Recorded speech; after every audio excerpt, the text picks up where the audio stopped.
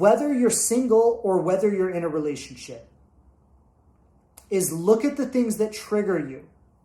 And so I'll take an example of both, okay? Well, I'll start with an example of being single and then an example of being in a relationship. So let's say for a single person,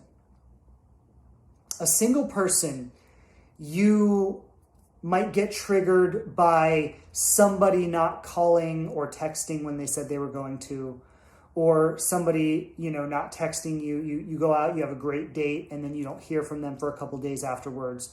So you might get triggered by these different kinds of things. As a single person, what was I going to say? Sorry, I lost my train of thought there. Okay. As a single person, you might get triggered by, somebody not calling back or somebody not texting or somebody not, doing these things. Well, so that would be an opportunity. When the trigger happens, say, okay, what's my fear right now? What am I afraid of?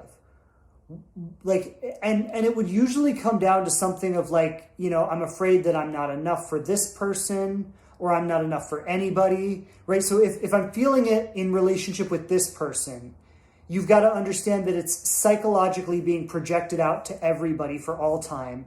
This is the way projection works psychologically, okay? So if I'm waiting on this person to text me back and they're not texting me back and I'm starting to have anxiety about it, I'm starting to get afraid about it, I'm starting to feel rejection, I'm starting to feel like I'm not enough, I'm starting to, whatever that might be, right?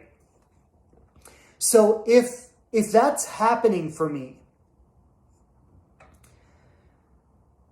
then I lost my train of thought again. I need to focus here. If this is happening for me, the anxiety's coming up, okay, what I need to do is recognize that, okay, there's a fear happening. I'm afraid that this person's not going to want me. And I'm afraid that I'm not enough for them.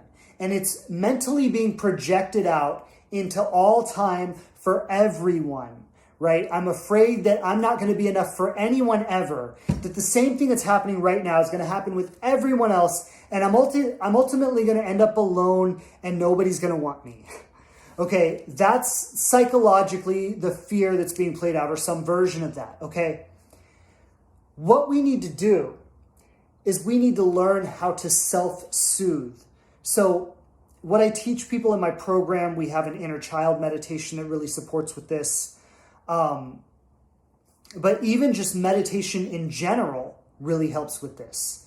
If we can slow the anxious mind and bring it back to a calm place, I say, you kind of got to reel it in, right? The thoughts are going crazy. The emotions are going crazy. There's a lot of energy. I'm activated. It's moving. It's, all of that, right? So you got to kind of reel it in. So deep breaths, coming back to center, getting that emotional control of the situation, right? So stopping, not acting out, and I got to text them, I got to call them, I got to do this, I got to get some kind of response from them, right? Not acting out in that, coming in instead of going out. Breathing, breath is so important with self-soothing. When our anxiety gets high, our breath gets short. It's like we start to have really short breaths. It's like we're not panting, but it's the same kind of thing, right? So it's the same kind of physical response. So we've got to reel it in, bring it in, slow down our breath. When we slow down our breath, we can slow down our thinking. And if we can reel it in, breathe into it, relax. So when we breathe, if we can slow our breath, long, deep, slow breaths in and out, we can actually relax the body too. We can slow the thinking if we can take our attention from our thoughts to our breath, right? So instead of being wrapped up in the thought, why haven't they called? What do I have to do? Maybe I should do this. Maybe I should do that. Maybe I should call a friend and then talk to the friend about it, which just activates the thoughts, which just keeps it going. If I can slow it down, bring it back, emotional center, long, deep, slow breaths, I can calm myself. I can empower myself. Okay? Now what's happening is I'm getting control of the experience. I'm becoming empowered in the experience. And then once I have soothed my anxiety, now part of this, and I'm not going to go into this today, but this is where the inner child piece of it helps, where, it's not just calming the physiological stuff with calming the breath or calming the breath, calming the thoughts, but also part of this is the inner child aspect is affirming those fears, which are essentially childhood fears. I'm not enough.